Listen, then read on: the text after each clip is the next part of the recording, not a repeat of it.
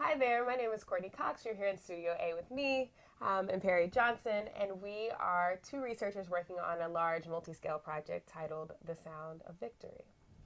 So we are both in a doctoral program here at the Annenberg School for Communication, and my research, as Courtney mentioned, looks specifically at relationships of power, questions of gender within the popular music industry, and with Courtney's research looking at sports and many of these same angles within the sporting industries, we were really interested in bringing our two research interests together to see how can we look at the relationship between music and sports. And what we found in our preliminary research is that there's actually very little scholarship that interrogates this relationship, that looks at this intersection between music and sports. So for us, this seemed like a great opportunity. How are we looking at music and sports? There's a number of ways that we're sort of approaching this research. One is to look at song lyrics, the content of lyrics themselves, if and when they're dealing with content that relates to sports. We're looking at the way that athletes, both professional and amateur athletes, use music within their own competition and their performance on the field. And we're also looking at the way that sports itself has become an inspiration both aesthetically and within competitive practice within musical spaces. So whether that's artists wearing jerseys in music videos or artists referencing a particular sport in a song. So there's lots of different ways that we found that there's really rich research here that we can look into, but we're excited at the opportunity to keep digging because we found that this hasn't been done really on a scholarly level. Which is crazy because it's so prevalent. Everywhere that you look, there are these relationships that are, even at this point, kind of taken for granted, right? So we think about the relationship between maybe Beats, for example, and their relationship to sports, the World Cup ads. We think about the various ways that we have this relationship to performance in terms of music at the Super Bowl. The halftime show becomes this massive event.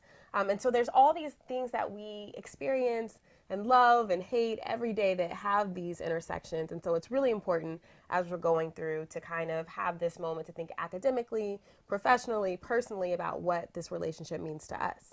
Yeah, I mean, and exactly to that point, right, we were really surprised to find that so little research has been done, but it speaks to the way that this relationship has sort of developed so organically, right? That music sort of has this place in sports, or sports has this place in music, that it's almost unremarkable because we see it all the time. So for us, this really started with the National Anthem, which has again sort of emerged as a key site of struggle or a place to interrogate this relationship between music and sport. Not only with Colin Kaepernick and the NFL, right, and the way that his protests during the National Anthem have sort of reinvigorated this larger movement about Black Lives Matter, about civil rights in this country, but the ways in which that is now a really rich site for us to look at this relationship between music and sports, because it is that exact musical moment of the National Anthem performance that has become the site for protest. Yeah, and it's particularly interesting this year, thinking about the 50th anniversary of the 1968 Olympics. There's this lineage between Tommy Smith and John Carlos having a protest on the podium of the Olympics in Mexico City, and thinking about what that means in this longer legacy of what one does during the national anthem, before, during, or after a sporting event. You know, and there's also even just the performance of the national anthem itself. Every time I have this conversation with people, there's always this conversation about Whitney, like this idea of Whitney Houston having the greatest performance of the national anthem ever.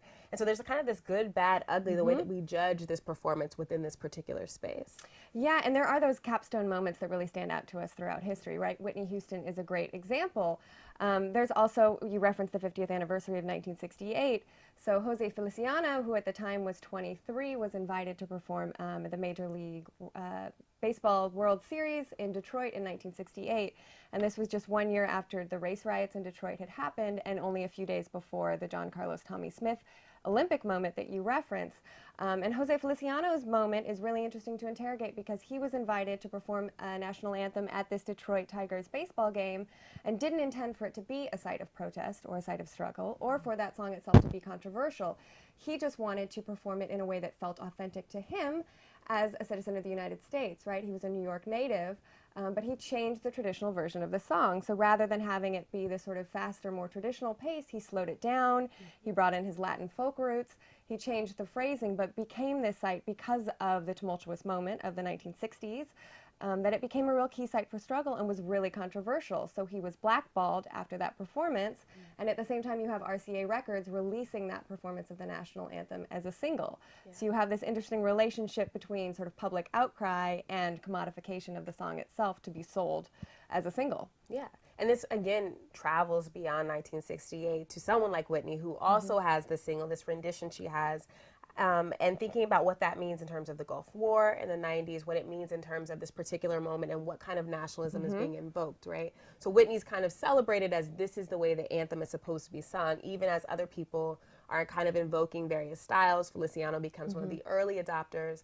And as people are kind of creating, remixing, changing the anthem, it's kind of hated, loved in a particular way. And then, of course, it becomes commodified, whether as a single, whether as a video that's replayed over and over. Nike commodifies Marvin Gaye's performance during the NBA All-Star Game, which is another epic rendition that is kind of loved in a particular way that sounds nothing like the anthem that we know of in terms of musically, but is kind of heralded as this way in which everyone can have this piece of Americana via their rendition, right? And so I think it's interesting thinking about the national anthem before sporting events as its own mini event that we read, and even just showing these anthem performances to people and asking them what they think about them, how they read them, especially within an international context, and thinking about how this isn't an international phenomenon. This is something that we do within the United States context. It's so interesting to think about as we kind of go forward and think about these intersections. Yeah, I mean, and it's really interesting because the ways in which we read national anthem performances in the contemporary moment is very different than 50 years ago. So were we to listen to Jose Feliciano's 1968 rendition today, most people would not find it controversial, right? It would sort of be a safe reinterpretation. So the way that we've sort of come to interact with the national anthem itself as sort of this site of nationalism or as patriotism has itself changed, and what musical artists are allowed to do, allowed sort of from a public standpoint, has changed. Yeah, and I think one of those big shifts is post 9/11, where you see this commodification through various investments by the military into leagues like the NFL. You see the incorporation of God Bless America during the seventh inning stretch of baseball games.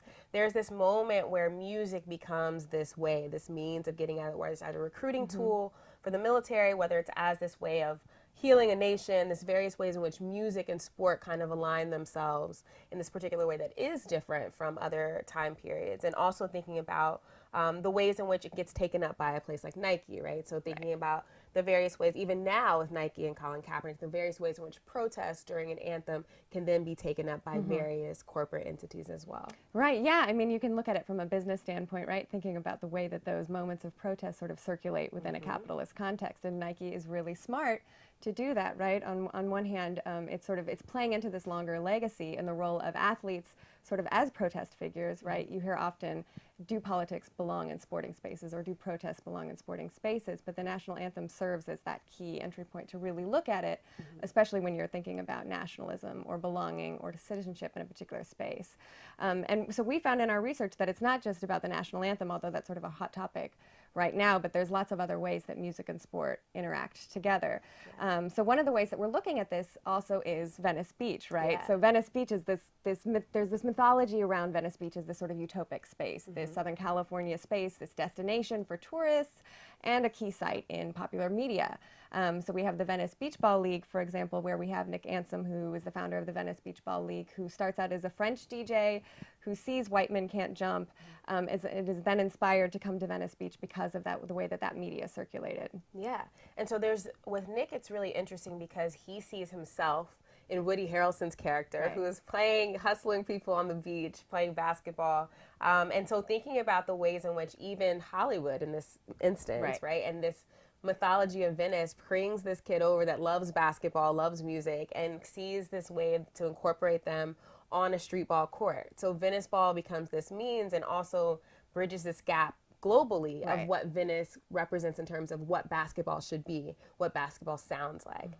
So I think it's really beautiful to think about the ways in which authenticity, appropriation, all of these very aspects are questioned in this space where anything is possible, this space where everyone is invited, the space where you kind of have to prove your place on the court.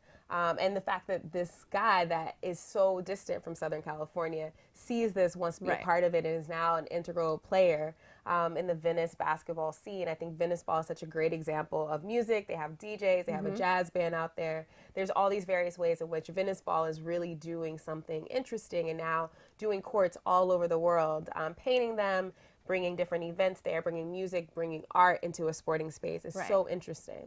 Yeah, and Venice, I mean, Venice is a really interesting place for us to look at because there's all these different ways that you can sort of approach both music and sport within this specific location.